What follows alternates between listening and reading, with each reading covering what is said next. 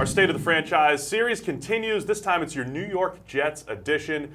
And Mike, of course, we want to see Sam Darnold, his development in year 2. But one of the biggest stories in year 1 was Sam Darnold and fellow rookies, Josh Rosen, Josh Allen, perhaps having some of the worst situations when it comes to receiver talent, offensive line talent. Have the Jets done enough to put the pieces around Sam Darnold here in year 2? I was say, you look at those situations out in Buffalo, what Josh Allen had there, Arizona, what Rosen had, and then Darnold in New York. Arizona, well, obviously they got rid of Rosen, but they also invested a lot in wide receiver position, got some offensive linemen in terms of trade free agency. Buffalo did a ton in free agency for that offensive line and the receiver position.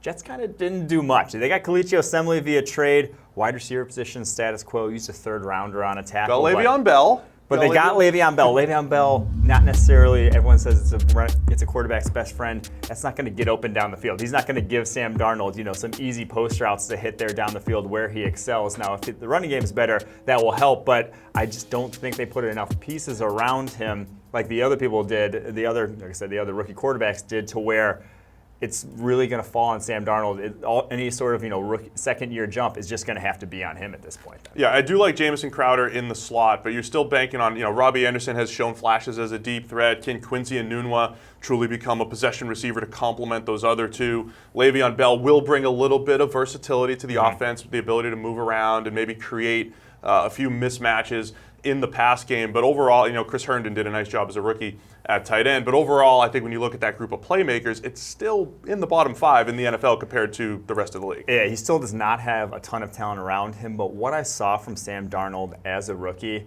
I think we're going to see a nice second-year leap, similar to a guy like Carson Wentz a few years back, where you saw it for a handful of games as a rookie. You saw this high-level play, and towards the end of the season, the Houston game, he had a 90.3 overall grade. The Green Bay game, 88.7 overall grade. Towards the end of the season, you saw him really turn it on against some teams that were still, the Green Bay was still having something to play for. The defense was still out on the field there for them. So I do think that from what we saw, you saw him play at a high level. You just get that a little more consistently. The second half of the season was much different from the first half before that injury. So I do think Sam Darnold can see a much more consistent year 2 sort of jump from him. And anytime you're looking at a rookie quarterback, you don't only have to look at the rookie season. We have all the college data on Darnold. He was our number 2 quarterback behind Baker Mayfield coming out in the draft. So we still do like him and his prospects. But moving to the defensive side of the ball quickly, Greg Williams comes in to run this defense. He's aggressive. He likes to get after opposing offenses. But do they have the horses in the back end? Do they have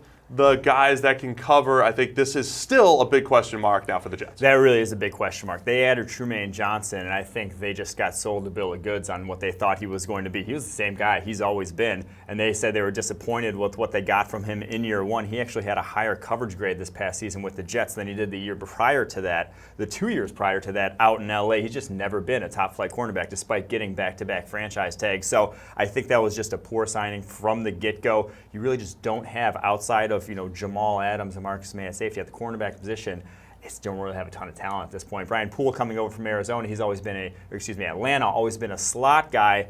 If you're going to ask him to play on the outside, I'm not sure this is going to be a great cornerback group. They might be giving up a lot of yardage. You're talking about guys like Darryl Roberts, who have been okay in the NFL, or Perry Nickerson, who missed last season, a majority of it, and then could he develop? But he was a 6th-round pick in 2018, a guy that we kind of liked coming out. But I think that's the big part of this state of the franchise with the Jets. The receivers, a bunch of what-ifs. The O-line, some what-ifs. And then the DBs, a whole bunch of what-ifs. But they do have Jamal Adams. He is a star at safety. He can do it all. Well, Greg Williams utilized him in the role. We've seen Todd Bowles get very creative with safeties, let Jamal Adams play to his strengths. Greg Williams, back, the criticism of him over in with Cleveland was he was playing Jabril Peppers 40 yards off the line of scrimmage, snap after snap. If you're going to do that, Jamal Adams, that would be criminal in my mind. He needs to get in the similar role to who he was in season ago. Yeah, Adams was one of our top-graded safeties a year ago. So there you have it. It's your New York Jets State of the Franchise. Be sure to check out our other breakdowns of every team in the NFL here on the YouTube channel.